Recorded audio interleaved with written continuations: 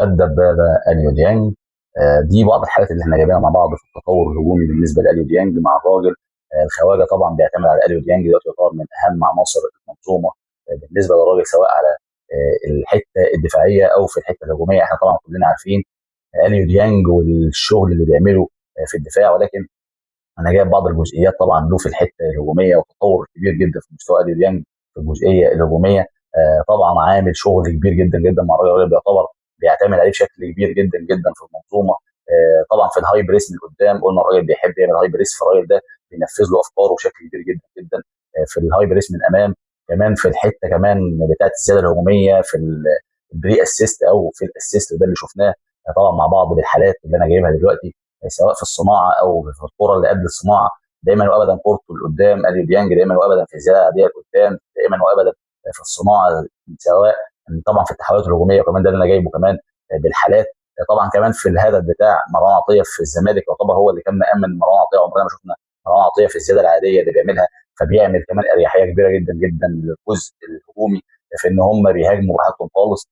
فطبعا ده اللي بيقدمه اليو ديانج، العظمه اللي بيقدمها كمان في حته الجزئيه بتاعه الاماميه، في الحته بتاعه الضغط الشرس. كانت في الدقيقه بلس 90 عامل تاكلينج بمنتهى الروعه بمنتهى التفاني، حاطط رجله وحط الكوره وخدها، وراح بعد كده كمان قطع مشوار كبير جدا جدا في البلس 90. وده اللي بيدل ان كان بيدل عن لياقه بدنيه رهيبه وعن مرونه تكتيكيه عظيمه.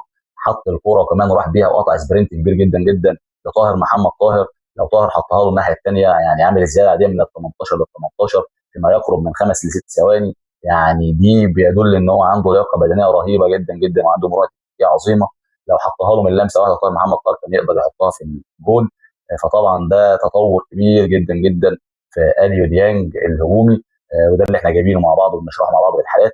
ان شاء الله باذن الله خلال الفتره الكبيره اللي جايه ان شاء الله كابتن سامح حفيظ حاطط من اولى اولوياته التجديد لاليو ديانج. نتمنى التوفيق ان شاء الله باذن الله لاليو ديانج مع النادي الاهلي، خاصه ان اي فرقه كبيره لازم يكون عندها خط وسط كبير. عندك في ال3 بطولات النادي الاهلي طبعا احرزهم ووصل فيهم للنهائي، كان عندك افضل خط وسط في افريقيا كلها، اليو ديانج وعمرو السوليه وحمدي فتحي. دايما وابدا عشان تبقى فرقه قويه وبتاع بطولات لازم يكون وسط ملعبك اقوى وسط ملعب في القاره. وان شاء الله باذن الله ده اللي نتمناه.